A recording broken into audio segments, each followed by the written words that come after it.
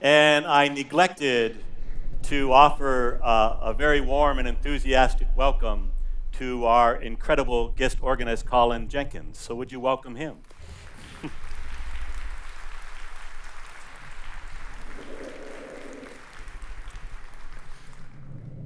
There's a man who was visiting a church, and it was first time in this church, and he was moved, incredibly moved by the music and inspired by the message. It's so inspired and so moved that he just kind of got caught in the moment and spontaneously stood up and shouted, "Amen!"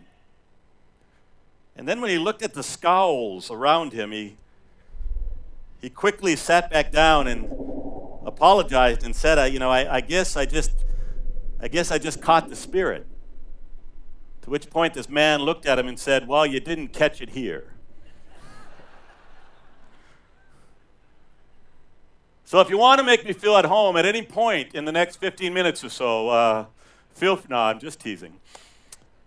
But it's hard not to catch the spirit of excitement and possibility in this place. I mean, this is a special place with just a special people, and it's just, I can't tell you what a joy it is to be welcomed back. So feel free. You're welcome to suggest to Dr. Macnab yearly, maybe. It is great to be here. It is refreshing to be here. It is refreshing to be in a church where there is a spirit of growth and possibility and excitement. I'm not familiar with what the statistics are in the Uniting Church in Australia. My guess is it's not that dissimilar to my own denomination that my church is a part of, which is the Presbyterian Church USA. Different than the Presbyterian Church across the street, but Presbyterian Church USA. Do you realize that in my denomination, membership has declined by 50% since 1966?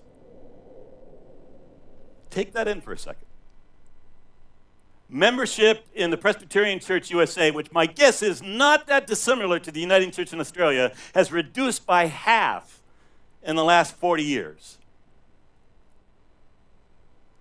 Will there be a church 40 years from now?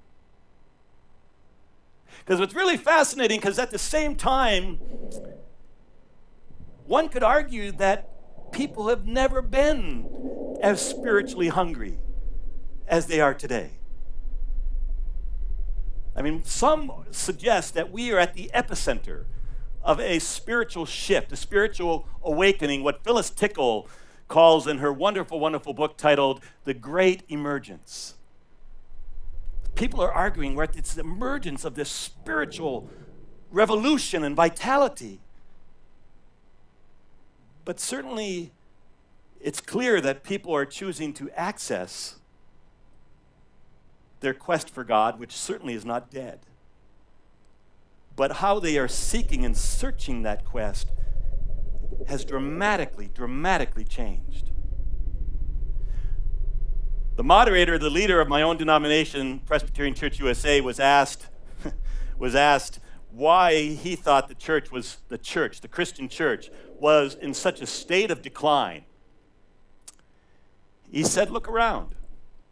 Look around. Where are your children? Your grandchildren?" Dan Kimball interviewed hundreds and hundreds of young adults. And these were young adults, young people in their 20s mostly, who have left the institutional church that they grew up in. Or these are young people that he interviewed who had such a negative perception of Christianity and the church that they would never even fathom darkening the door of a church in their life. And he asked them lots and lots of questions.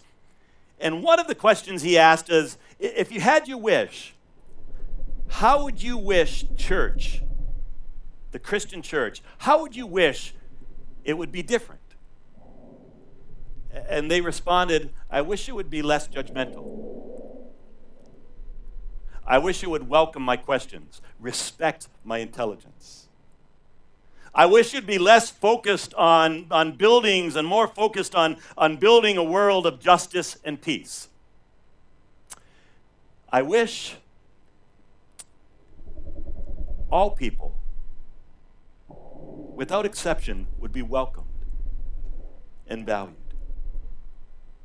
I wish it was a place where you could find real, genuine relationships. I wish the church was a place, they said, that would build less walls and more bridges to people of other faiths.